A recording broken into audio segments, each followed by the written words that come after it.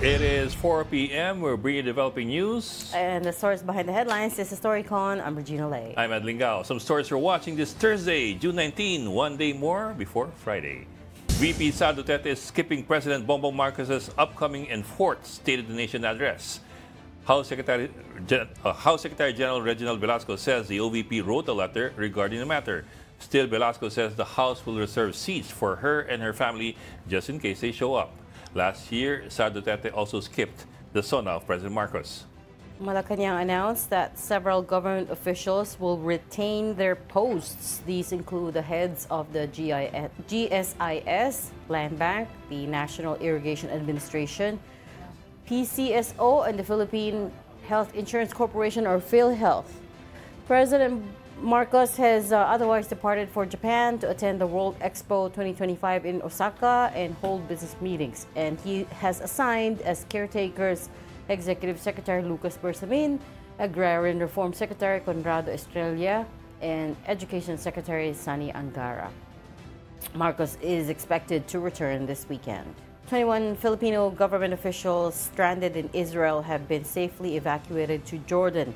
The Philippine Embassy in Tel Aviv said the evacuation was conducted with the assistance of the Israeli government. The next batch of Filipinos to be evacuated will also be routed through Jordan. The LTFRB is expected to implement the 1 peso jeepney fare hike next week amid rising fuel prices. The increase will be a flat rate with no per-kilometer adjustment. Transport crews welcome the move, but Manibela rejects the hike and demands instead the removal of the excise tax on fuel. And at least 50 Chinese maritime militia vessels were spotted swarming Rosal Reef, located within the Philippines' exclusive economic zone. The Philippine Coast Guard said none of the vessels responded to radio challenges. The PCG believes Beijing's activity is meant to intimidate Filipino fishermen, and a Coast Guard ship has since been deployed to monitor the area, with aerial surveillance also underway. And joining us today is StoryCon's resident political heckler, Raul Llamas. Yan, okay. Gandang hapon. Is Ami in? Wala si Ami. She is off from today until next week. So we're stuck with just the one guest. Wala na akong sasabihin ng fashion. Jesus. Fashion statement. Hindi ka muna mag-fashion critic. Critic mo yung sarili mo. Yung katabi ko na lang. Sige nga. Ay, sige, teka. Yung nasa kanan mo. Power dresser. Power dresser. That's the best you can do. Yeah, power dresser. Baka si Ami hinaheckle mo, ako napaka-respectful mo. Yun eh, papuri yun eh. Ikaw naman. Kasi katabi pwede ko. Oo, pwede mo kumbagin eh. Siyempre, mas takot ka sa principal, di ba? Oo, tsaka yung kulat na pag-principal katabi mo, di ba? Si Ami, teacher lang eh. Si Ami malayo. Okay. Hey, parang talagang all the time na lang, no? Pag ang Pangulo maalis, ang caretaker niya, of course, Executive Secretary. Yes. Pero always, yung Agrarian Reform Secretary. Kaya lang ako nakakita ng caretaker. My question is why?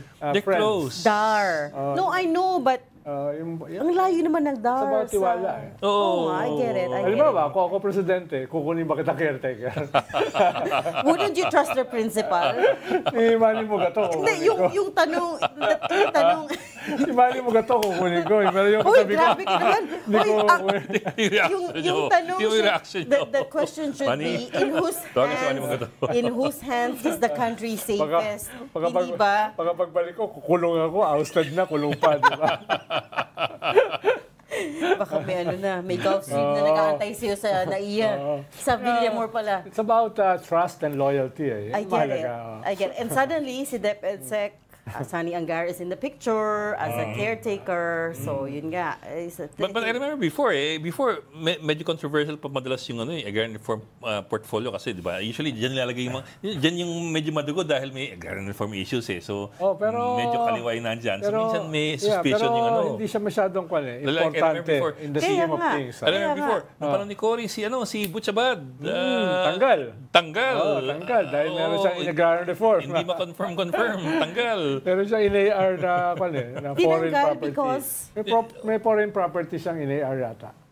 Totoo. Panahon ni Cory ito, very sensitive yung panahon yun kasi, di ba, umaalma yung mga yung nasa kanan. Transition ka nun eh. Meron kang mga negosyante, mga foreign investors na na nag-hedge kung mag-i-invest o hindi.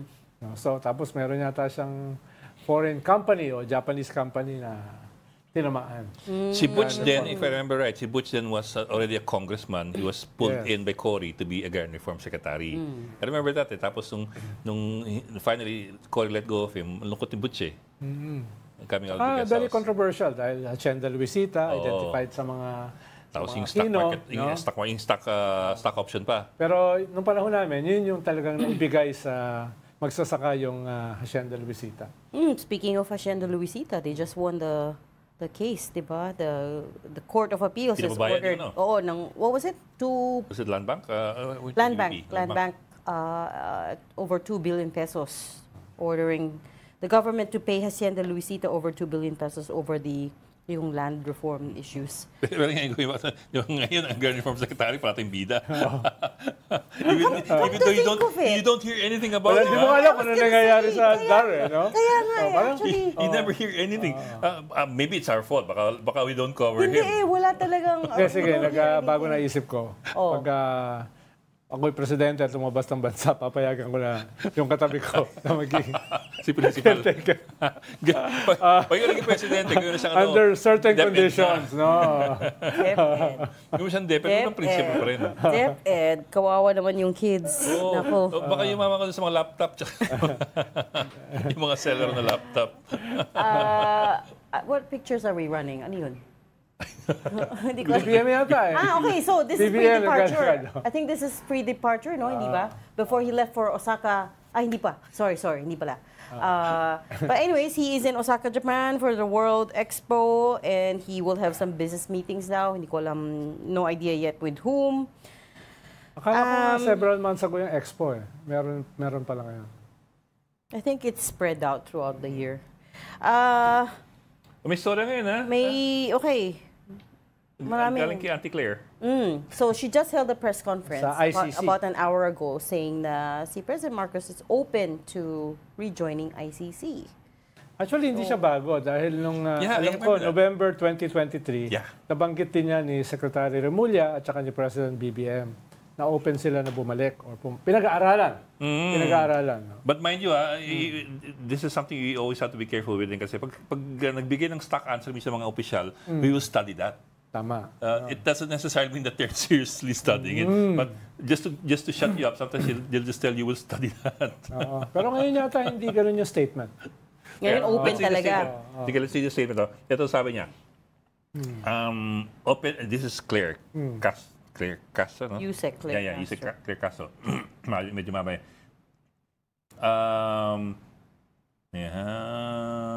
Okay. Ito po ay magandang suhestyon at pag-aaralan po kung talaga pong dapat pa ring sumapi, right? Mag-join sa ICC at i-ratify yung ibang international human rights law. So pag-aaralan po itong mabuti ng ating Pangulo. So the President will study this very well. Open po siya. He is open. I'm translating lang.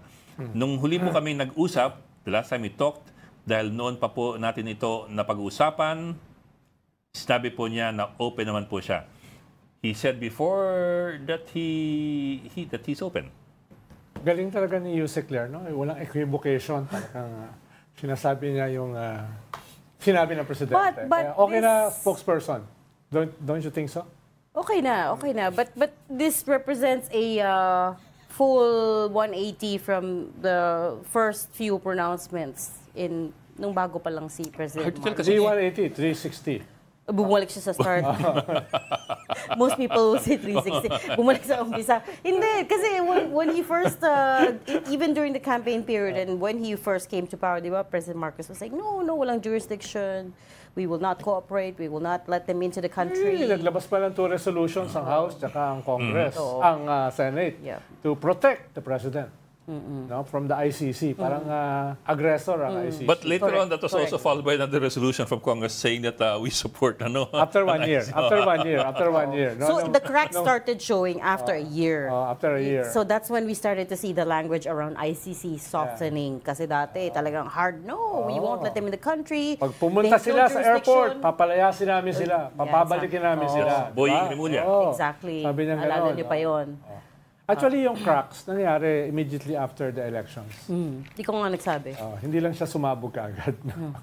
Ito tutabok ang sabi ni BBM noong November 23, 2023.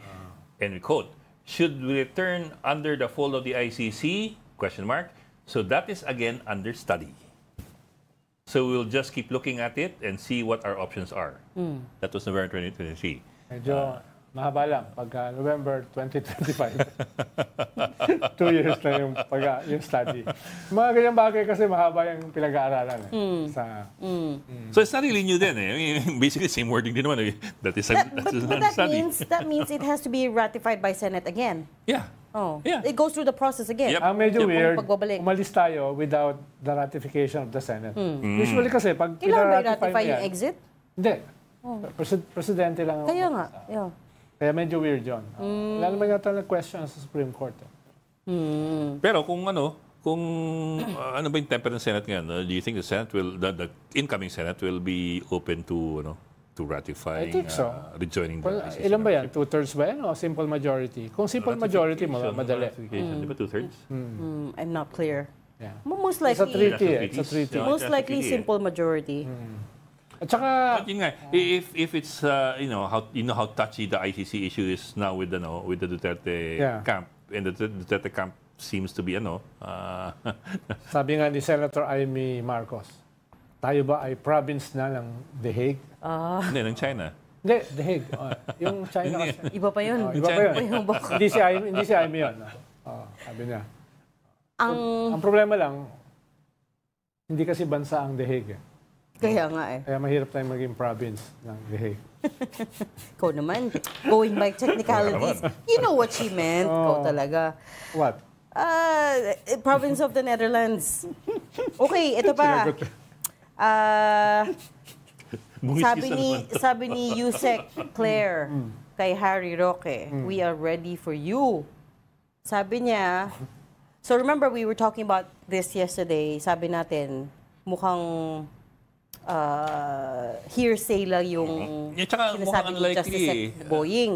But maybe it sounds like he was going by hearsay. Pero sabi ni Claire today, We're waiting for you. may intel daw si Justice Sec Boying. So he should have some But I was intelligence looking it up around it. last night typically pag mag-decide ang Dutch government on asylum matters, very very private yan, especially individual Correct. asylum applications You normally inform lang yan is the person The applicant. who is, the applicant. Kasi Yes. they're very protective of Pero alam mo kasi may mga kanyan may mga back channel na hindi siya public pero nangyayari, no? Halimbawa, merong gustong i-expel ang Dutch government sa Netherlands. Kakausapin yung government secretly para humingi ng testigo, no? Humingi sila ng testigo para may basehan sila para i-expel right. yung tao na yon, no? But I was also reading the rules dun sa amnesty applications ng Netherlands. Even if your application is rejected, you can appeal. And while you're appealing, suspended ang deportations. So and that can take a lot of time kasi you appeal to the higher court, Right. which is the regional court. That's what they call it. And yet here's what complicates things. When they cancel his passport, and alam natin that's what they're trying to do. When they cancel his passport, he becomes an undocumented alien. So technically, he's stateless. Pero kung So which rule precedes it takes precedence here, right? Once your application is accepted by the Dutch government, I think you're given a temporary Pero lahat kasi ID. yan, Ed, may exceptions. Depende sa government to government na usapan. Baka mayroon ka lang na hindi mo nasabi. Diretso ka kasi. Mahirap dahil sabi mo nga secret eh. Okay, wait lang, very Ang alam ko lang, for a fact, na nangyayari yun. Nag-uusap ang government to government. Ito na nga yung sabi ni Yusek Claire, huwag natin Bubulong ko lang kalimutan, Ibulong mo sa microphone. huwag natin kalimutan may intelligence assets ang Department of Justice. That's all she would say today. Let's bring in Mayan Los Baños from the Senate. Sorry, ang bargas, no? Kasama po natin ngayon ang ating kasamahan sa TV5, si Mayan Los Baños. Mayan, pasok. Salamat sa kagalang-galang na intro mo, Bok, ha?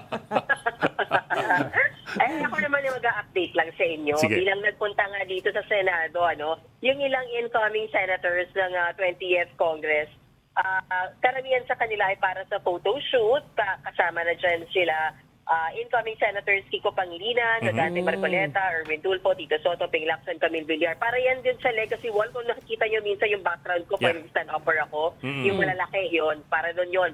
Pero si Senator-elect Erwin Tulfo, bukod sa photo shoot, ay umattend na rin siya at yung kanyang staff ng orientation. Basically, briefing lang naman about bills, protocols dito sa Senado. So far, yun yung update dito sa Senado. Okay. Si Senator Bam Aquino, hindi pumunta? Hindi pumunta si Ronald. Siya lang ang kulang. Mukhang nakabakasyon yata Sa sila. US pa. Dahil nung tinanong namin si Senator Kiko kung may usapan na ba kung silang tatlo nila, Senator Risa at Senator Bam, ang bubuo ng minorya. Sabi niya kailangan pa muna nilang mag-meeting. So mangyayari daw yan soon pag balik yata ni incoming Senator Bam Aquino. Napansin mo ba kung nagkukumpul-kumpulan na para pag-usapan yung panibagong liderato ng Senado? Mismo nakausap natin si incoming Senator Tito Soto about that book. Sabi niya ongoing talaga yung ligawan for Senate presidency. Pero sabi niya, yung style niya kasi hindi daw siya nanliligaw. Hindi siya mismo yung nakikipag-usap sa kapwa niya senador. Pero sabi naman ni incoming Senator Erwin Tulfo, dalawa ang kumausap sa kanya. Si Senate President Jesus Cordero at si Senator Tito Soto. Pero wala pa raw siyang desisyon kung sinong susuportahan kasi mag-uusap sila ng kanyang kapatid na si Senator Raffy Tulfo at pag-desisyon na nila sino sa dalawang yan, hindi natin alam kung pangatlo pang-apat pa na lalaban. Di ba sabi rin ni Senator Amy Marcos, pinapatakbo rin siya. But so far, as far as si Senator Erwin Tulfo is concerned, dalawa yung tumatakbong Senate President so far na kumausap sa kanya. Mayan, natanong mo ba sila? Hindi na-mention kung sino. Sino yung two names, Mayan? Yung two names ay si Senate President Jesus Cordero at Senator Tito Soto. Okay. Mayan, natanong mo ba sila, yung, at least some of them, kung ano magiging attitude nila dun sa impeachment, kung tatanggapin ba nila o hindi, yung galing sa 19th Congress?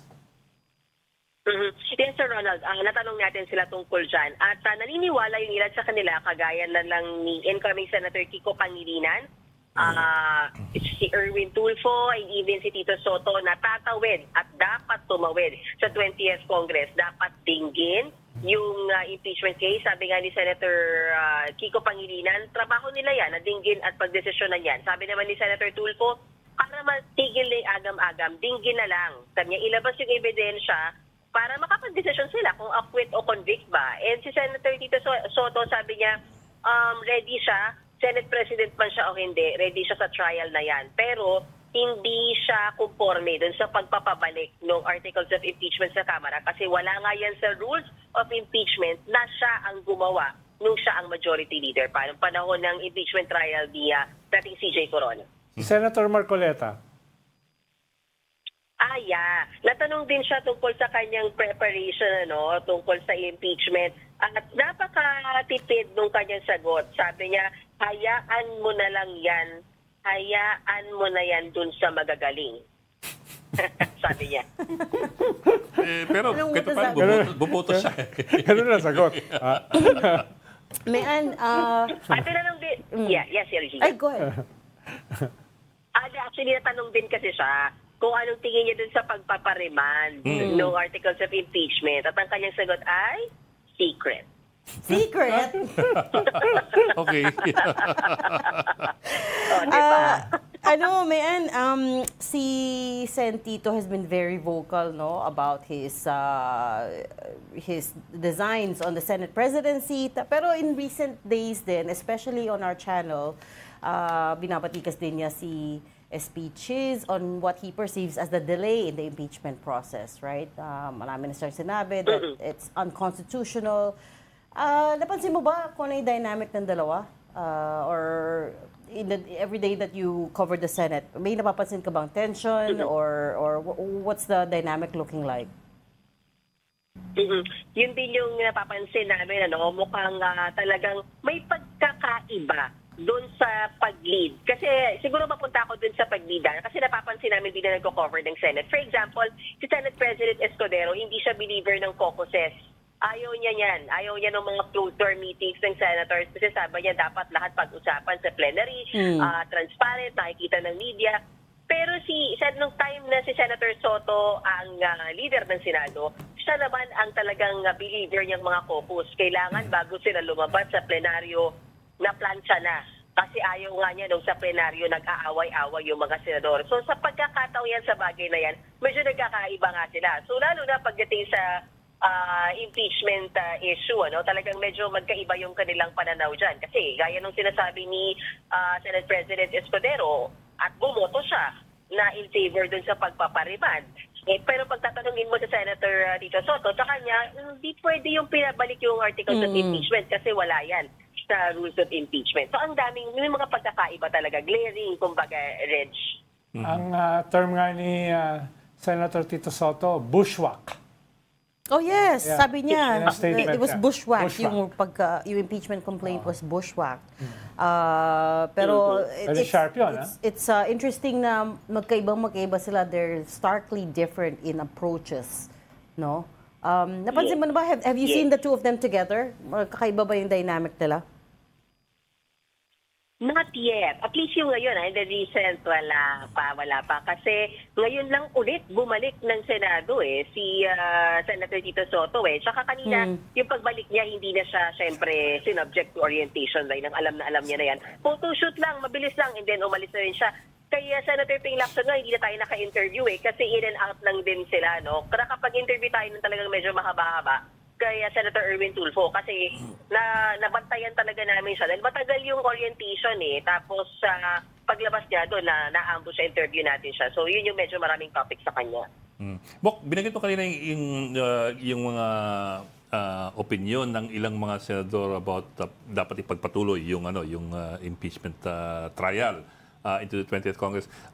Yung mga perceived as pro-Duterte kasi kahit paano alam mo na kung ano malamang ang kanilang opinion diyan Secret nga daw kaya ako naman, more or less we have an idea kung ano kanilang opinion. Pero yung mga kung tawagan ay swing votes, mga swing senators, if you might call them that. Parang swing states. Any statements from Indications. them? Yung mga nasa fence pa o nasa tulay na hindi mo malaman kung sila'y abante or atras? San Juanico Bridge. Ang huli natin na narinig sa kanila, yung bago natapos yung session, yung bumoto sila ng 18 to remand, diba? Yeah. And then after that, diba, nag-press conference si Senate President Escudero, and then nagtalaga sila ng spokesperson ng impeachment court. Kasi nga, as much as possible, hindi na sila magsasalita bilang senator judges na nakapag-post na sila. So far, Bok, parang ang madalas na lang natin nakakausap since nag-recess since last week, si SP Sheets na lang at saka si Attorney Reginald Tonggol. The rest of the other senators, tahimik na sila so far. Bagamat ni Attorney Tonggol, walang gag order. Pwede silang magsalita. Kumbaga, okay lang daw kay SP Sheets na magsalita pa yung lahat ng panig sa ngayon habang hindi pa nagsisimula ang impeachment trial. Okay. Bok, one more for me. Walang feedback at all from any of the other senators about their colleagues who went to Kuala Lumpur to endorse VP Sara? Because that became a bit controversial It became a bit controversial kasi tapos na yung swearing in ang pag-convene ng impeachment trial. Which means they're senator judges now. And then two of the judges endorsed the VP for the presidency in 2028. Tinitignan ko kayo, nasa legacy wall ako. Titignan ko isa-isa kung meron nga ba nagsalita about it. Talagang legacy wall talaga. Parang na-interview lang about it. Oo, Sige ko, teka, isa-isa ko.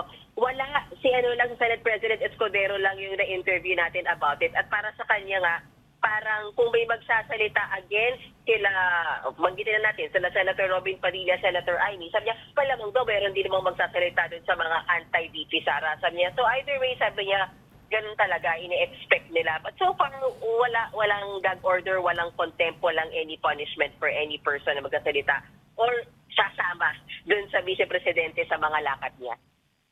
So parang wala na lang, hands off na lang. Saka magkaiba yun Wala wala muna. Kasi parang kahapon kung na-interview namin si Attorney Tonggol kahapon, mas ang tinutukan namin doon ay yung binapatikos, di ba, ng prosecution, yung impeachment court. So doon kami nagtatanong kung wala bang punishment yan, wala bang contempt dyan. So ang sinasabi nga natin ni Tonggol, sa ngayon, maluwag si Presiding Officer Escudero sa lahat ng partido. Wala mo nang nakikitang contempt, wala mo nang punishment. Bagay na pag-uusapan pag nag-convene na ulit yung impeachment court sa after July 28. Hindi naman siguro punishment kasi I don't know if they can punish, if a judge can There's punish a no- fellow yeah. judge. Eh. There's Actually, no pwede. punishment. Pero may rule. Yan ay base mismo sa rules ng Senate. Code of ethics na yan. Oo. Pero- Meron silang kwan dyan eh. Meron silang mga rules eh. Baka more of yung admonition or if at all, note of concern or anything at all that has to do with the reminders. Makapagkwan ka na pag Senate President ka na. Yun, naalala ko na yung sagot ni Senate President Escudero dyan. Kasi ang tanong pala dyan ay dapat bang mag-inhibit yung mga senador na halata naman na malapit kay VP Sara. At ang sinabi nga niya, as far as he knows, iyan ay voluntary. Hindi yan pwedeng pagbotohan kung sinong dapat mag-inhibit, sabi niya.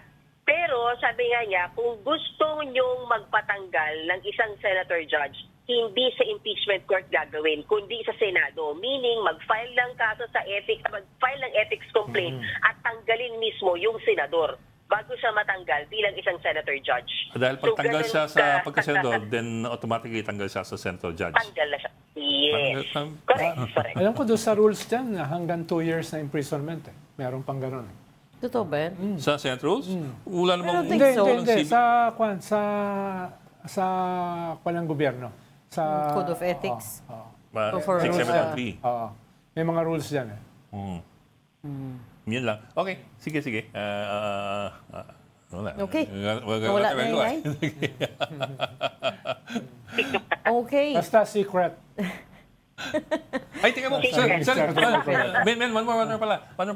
Kasi there are several DDS groups or DDS or pro-DDS groups which have been raising the possibility of Marcoleta making a run for the Senate presidency.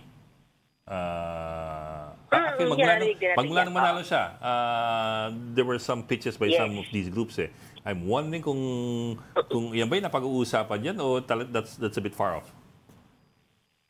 Hindi na pag-uusapan kasi nag-volunteer, di ba, ng information sa Senator Aimee na siya na yung nililigawan para maging Senate President. So kahit parang may hinuha dito na baka siya na from the Duterte bloc. So hindi na pag-uusapan sa kanya. Okay. Pero tama ka, dapat pala natanong yan kanina. Pero kasi parang medyo mahirap na interview so far. Hindi siya tumitigil for ambush interview kanina si Senator Marcoleta. Naglalakad talaga siya. So kung ano lang yung maabutang tanong, yun lang yung nasagot niya. Secret. Okay. Okay, talaga. Masutil kayo. Hindi, sabi niya. I'm just echoing. Okay, maraming salamat sa isang sutil doon sa Senado. News 5 correspondent Thank you, Los Baños. Bye. Thank you. Salamat, Mayan. You are watching Storycon on One News. We just need to take a very quick break. We'll be right back. Stay with us. This is the Story Conference Group or the Storycon Group.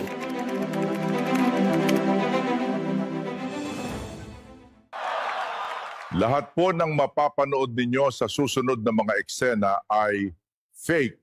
Tandaan niyo po yan. Ngayon, sobrang dali na gumawa ng fake na video. Muka, boses, pwedeng gayahin. Parang totoo, pero hindi. Yung fake videos, pwedeng gamitin yan para manghingi ng OTP, password, o mag-spread ng maling impormasyon. Gaya nito. Bro, legit to. High return in just 3 months. Wala kang gagawin. Oh, boss, bayad ka. Minimum lang 50,000. May 100,000 ka na bukas. Oops, fake lahat to. Pati kami FAK. Nanalo ako. Pero kailangan daw ng 1,000 pesos. Tsaka OTP. Anong OTP? Inday, na-aksidente si sir. Nasa ospital. Karon dayon nagpadala og kwarta. Unsa? Ay, fake pala ako. Pati itong buong eksena. Good morning po. May promo tayo ngayon. Tataasan natin ang credit limit ninyo. Alright. Pakisend po ng picture ng credit card nyo. Oops, fake to. Ingat tayong lahat sa fake. Gaya namin. Lahat kami dito fake. Pakipadala ng email address at phone number. Oops, fake ako. Sorry, tita. Fake ako. Ow, I miss you. Sorry.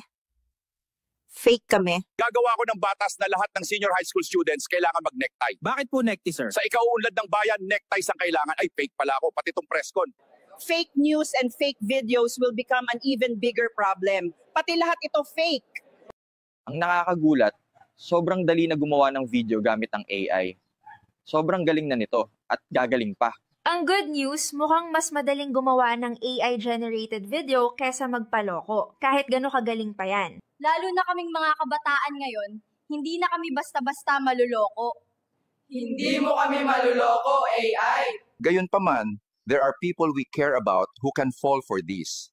At aminin, baka one day, mabiktima ka rin. Saka sa totoo lang, lahat ng scam na to, lumana. But we've seen that every old scam tries to use the newest technology. We have also seen that even the oldest scams and the newest toys are no match for knowledge, awareness, and watching out for each other.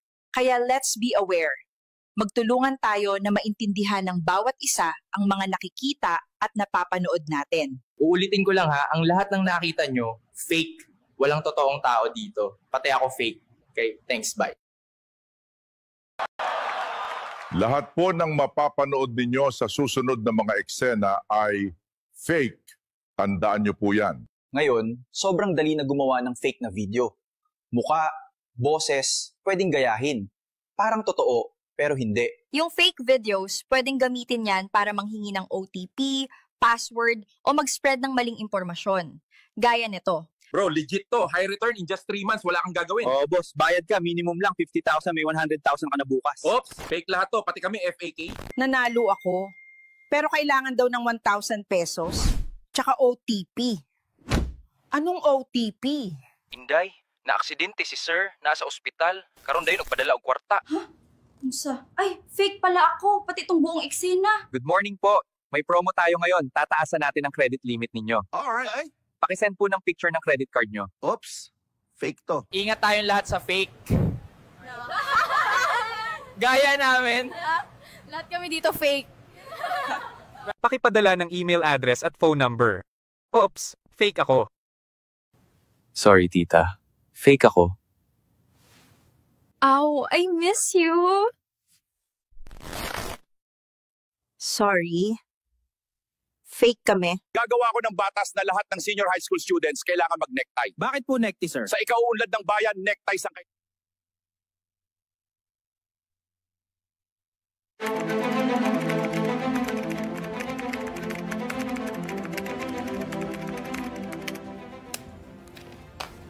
We've got developing news and the stories behind the headlines. Welcome back to Storycon, the Story Conference. I'm Ed Lingao. And I'm Regina Lay. Still with us, Ronald Llamas. O talagang pinalitan na.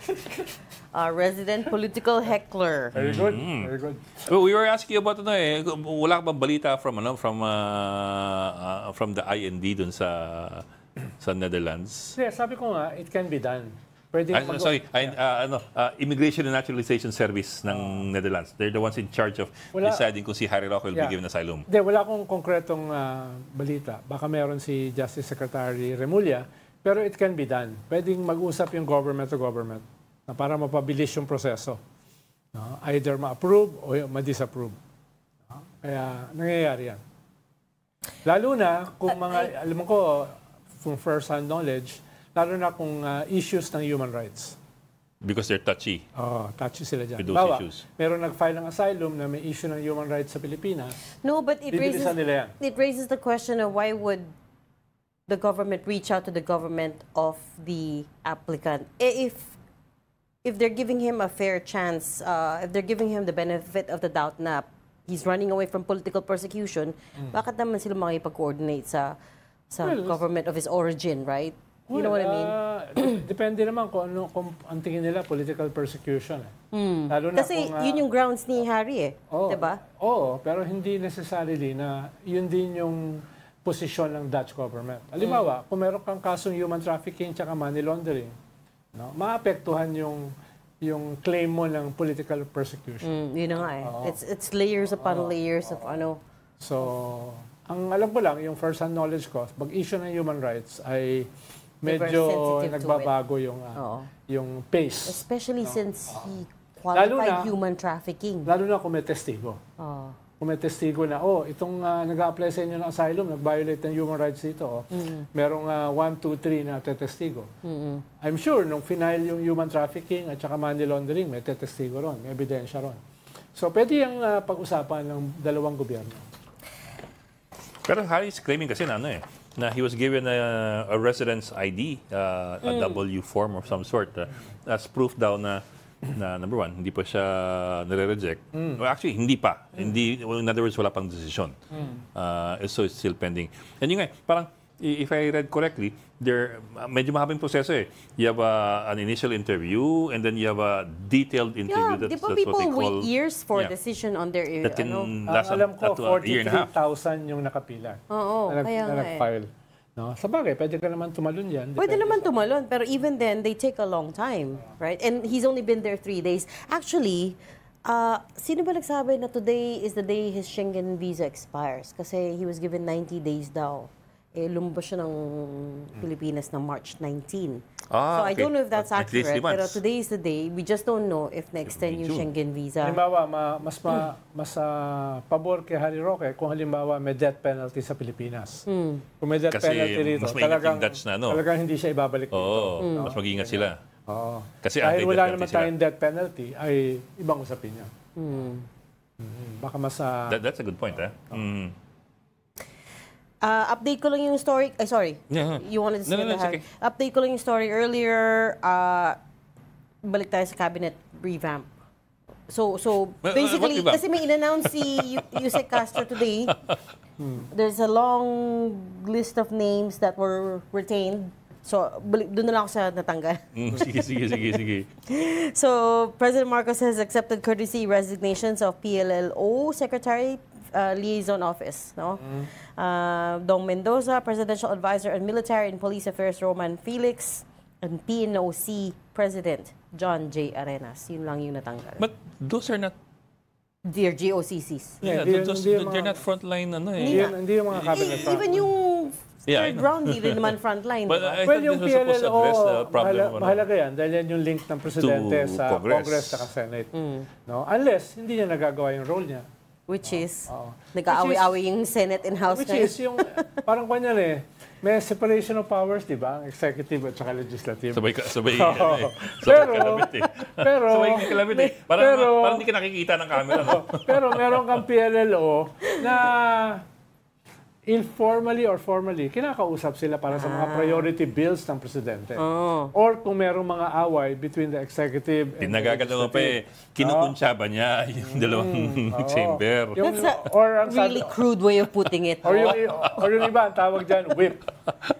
The whip. So is that better? Whip? Yeah, it's a politically accepted term. Whip them in line. Halimbawa, nung panahon ni Gloria Macapagal-Arroyo, si Gabby Claudio yan. No? Under niya yan. Siya yung head ng political affairs, tapos under niya yung special concerns na tinanggal na 2 weeks ago, at yung PLLO, at saka yung sectoral concerns. Hindi ko alam kung nanatili pa yung 4 na yan na ahensya under the Office of the Presidential Political Advisor. Pero nung si Gabby Claudio yan, regular yan pumupunta sa House para Kumunsyaba? Mag-usap. No? Para mag-usap na... Kumunsyaba. Halimbawa, may 2, 3 impeachment si Arroyo, di ba? Nakikita mo dyan si... Hindi lang dalawa eh. Si Gabby Claudio, Political Affairs, nakaganon niya. So kasi this is an office that not a lot of people know about, no? PLLO, pero importante siya. Presidential Liaison Office. Legislative Liaison. Ang ganda ng Legislative Liaison. PLLO, hindi siya PLLO. In short, palo. Whip na. That's a good way to remember it. Yung sa akin naman, Papa. Okay. Presidential Advisor for Political Okay, what did I say? It's not all about you. Remember? It's not all about you. Pero ano yung KPIs nito? Ano yung markers of success for somebody who's a secretary of PLLO? Yung priority bills ng Presidente. Napasa naman, di ba? Hindi ko alam kung ano yung mga priority bills. Infrastructure. Yung priority bills. Halimbawa, yung controversy sa budget, ganyan. Kasalanan ba ng PLLO yun? Hindi, dapat kasama sila sa nag-aayos niyan. Mitigate. Dahil, priority, relasyon ng presidente sa Senate at saka sa House. No? Mga ganun ba? Mga appointments. Yan. Kung merong mga pasaway, siya rin to. Kaya nga whip That's why he's the whip. Yan. Kung hindi kaya ng PLLO, yung political affairs. Pero yung boss nila. Pero yung political affairs kasi, walang yung Papa political ay bakante. affairs. Oo, walang political affairs advisors si President Marcos. Bakit nga ba? I mean, it's such an important role, hindi ba? Importante ba yan? Oo. I mean, I think so. Importante yun kung papakinggan ka ng presidente. Ano, advisor ka eh. Your role is to advise. Correct. Kung hindi papakinggan yung advisor mo, malungkot yun. Sabagay. Sabagay. Kaya mahalaga na yung presidential advisor for political affairs very close din sa presidente. So, ibig sabihin? Usually, yan yung mga yung mga usually, yan yung mga suicide bomber. Yung walang political future. Wala ka ng career after this. Wala ka na kasi dami mo kaaway. Walang political ambitions. No? Yung mga ganun ba? Wala ka kasing kaaway. Pwedeng mag-TV5. Pwedeng maging political heckler. Yun na yung career mo after you become a political pundit. Yung walang sahod na trabaho. Yung may jacket ka naman, reklamo ka ba? Sino pa ba? Yung mga walang PF. No, yun na naman tayo. Wala rin kape. So that leaves, sino pa ba yung naiwan that we're waiting to hear about? Sa cabinet. Yung mga presidential assistant na hindi alam kung sino. Never heard. Hindi mo nga alam yung mga assistant. Diba Presidential Advisor for Muslim Affairs. Yun nga. Natanggal siya. Tanggal. Oo, natanggal siya. Yung Presidential Commission for the Urban Poor. Tanggal din. Pero yan yung mga revamp. Parang gano'n yung tatanungin mo. Is this part of the reset. Revamp? That's their words, not ours. But the idea of the revamp kasi was to address concerns that were not addressed, the concerns of ordinary people that were not addressed by cabinet members who are presumably in the front line of giving services. Maraming purposes yung revamp. Una, to improve yung governance. No? Or improve the image. Kalawa, crisis management. No? To transfer blame from the President to the Cabinet Secretaries. Shared blame. Ikatlo ay bold reset, no? Para makita na willing kang magbago ng direksyon. Hindi ako yun. No? Yung ganyan. I did not so maraming purpose kasi ang revamp It's their words, at not a particular mine. moment, pwedeng may isang dominant. No? Pwedeng at a particular moment, ang dominant ay crisis management.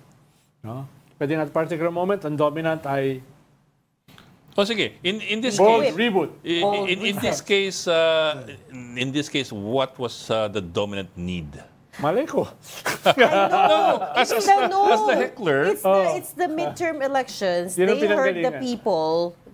The people were saying hindi na rin nararamdaman services. Services. Mababa ni inflation but they don't feel it. Walang jobs, etc. It's all economic. Baka hindi isa. Halimbawa, isang pinanggalingan yan yung controversy sa budget. No?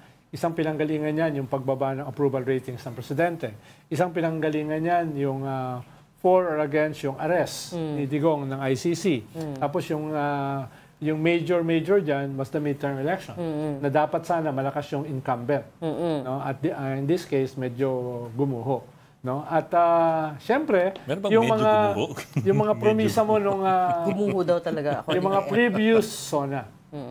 Meron ka mga sinabi ng previous SONA. Speaking of, we're coming up to SONA. Ano ang inaabangan natin? Because last year, we were waiting to hear about the POGOs. We were waiting to hear about 20 peso o kilo rice. Ano pa? Mas Philippine Sea. Yun mga yes, correct. Pero this year, ano ba? Yung isang defining nung kanyang last SONA or dalawang previous SONA was ipapahuli niya ang mga kartel. Dudurugin niya. Dahil yan yung cause ng pag-drag ng ating economic growth. Yung agriculture. May ganyan din si Digong. At yung rice. Tanda ko si Digong, may ganyan din eh. Yes. Every president naman vows to go after the cartels. I remember Digong saying in SONA na I am ordering all intelligence agencies of all the to go after the cartels and the hoarders. Of all departments. Actually, hindi lang kailangan. May listahan yan.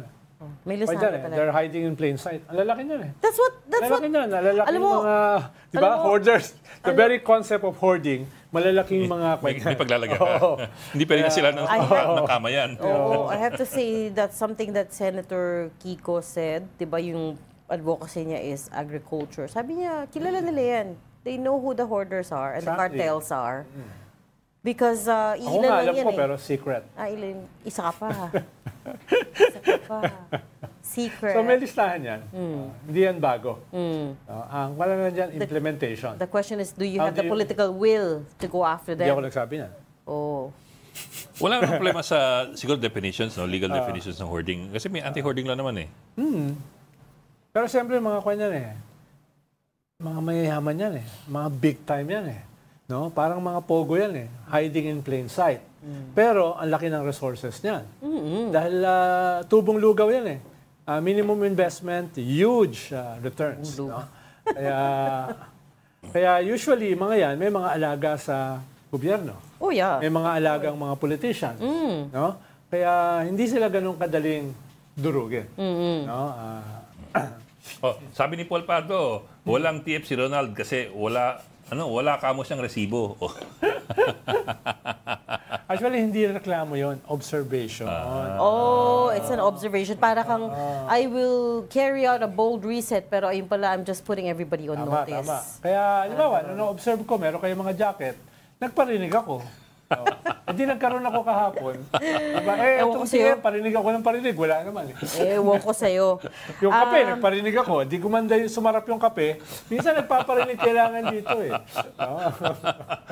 Nag-echo tuloy. May echo. Pero masaya na ako. Meron na akong jacket. Okay na. Good ka na for next 2 years. Merong tatak na 1 PH. Yung iba dyan, nagkaroon ng jacket, walang tatak eh.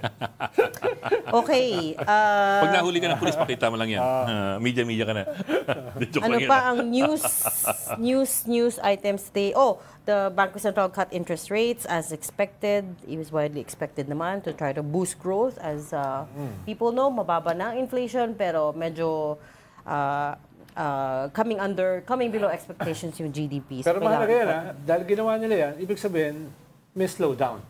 No? Yes, may room talaga to cut. Ginawa nila yan dahil may problema sa investments. Diba? Kailangan i-stimulate yung So, dapat i-deconstruct mo what's happening with the economy. Lalo na, retain mo yung buong economic team. So, what's the problem? No? What's the problem? From 7% to 5% growth target? Nasa 5.4% na tayo ngayon. And the target, by the way, is 6% for the end of the anong year. ibig sabihin nun? And then also, Comelec has ang nanalo sa 6th district in Congress is si Congressman Abante. Dahil disqualify yung kalaban niya. Dahil hindi siya natural born. So, hindi lang Duterte youth. Nagulat ako dun Nagulat ako dun. And it's the same division ng Comelec. Yes, that disqualified Duterte youth. At parang ang issue nito, citizenship. Although that's easy to prove or disprove kasi ang basis ng complaint against si Uy was that he is not a natural born citizen because he was born of a Chinese father. Because his father was Chinese when he was born, pero later on, the father was naturalized Filipino. Pero di ba dapat ginagawa yan bago siya tumakbo?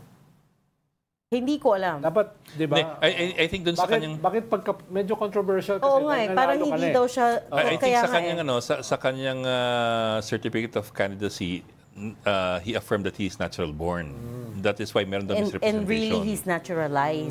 Kasi naglabas at ang dokumento itong kampo ni Abante. Na mali yung kanyang mga requirements na sinubmit nung siya ay nag-file for candidacy. That's why the complaint was that of misrepresentation as well.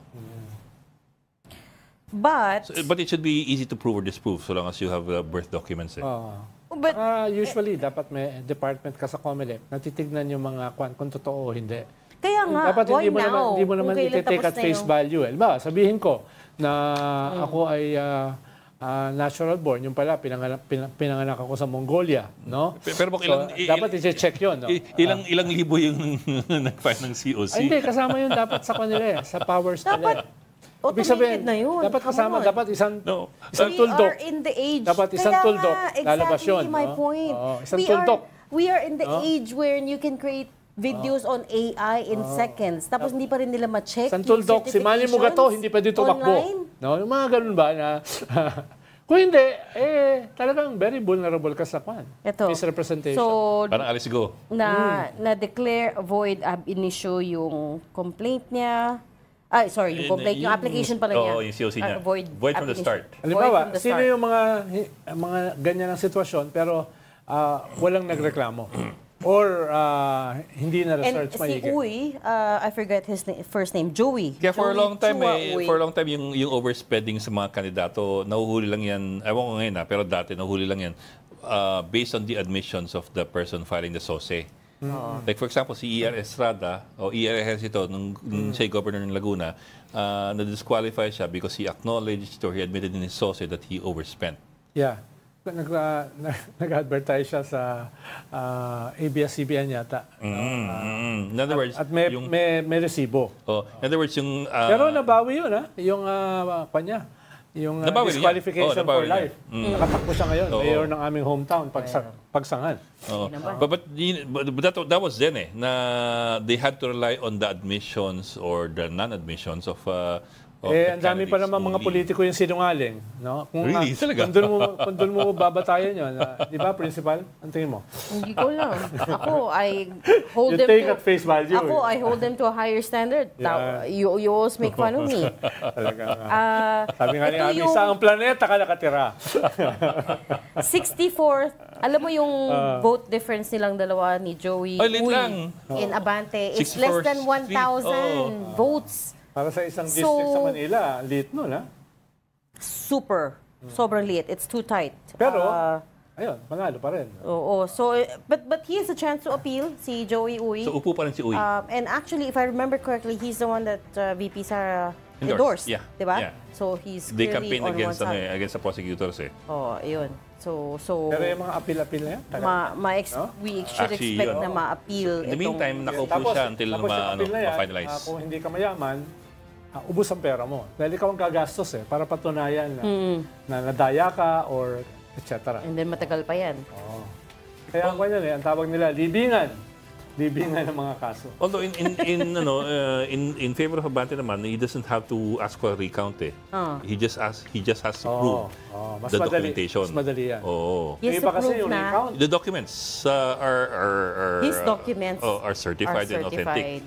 Halimbawa, nareklamo si Miriam Defensor na siya ay dinaya noong 92. Pabubuksan niya individually ang mga balota, tapos gastos mo. Parang tsaka si BBM nung kay VP, yung kay VP Lenny, when he was contesting the vice presidency. Random.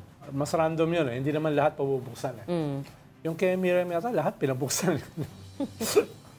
pinapalis na tayo. Okay. Abusado na kayo. Sensya po kayo. Ganyan, pag wala kaming guest. Walang gusto ko mausap sa atin. Okay. Thank you so much for joining StoryCon today. Ronald Llamas, resident political pundit. Join us again tomorrow, 4 p.m. for StoryCon. I'm Regina Lay. I'm Ed Lingao. We are One News, all sides, all the time.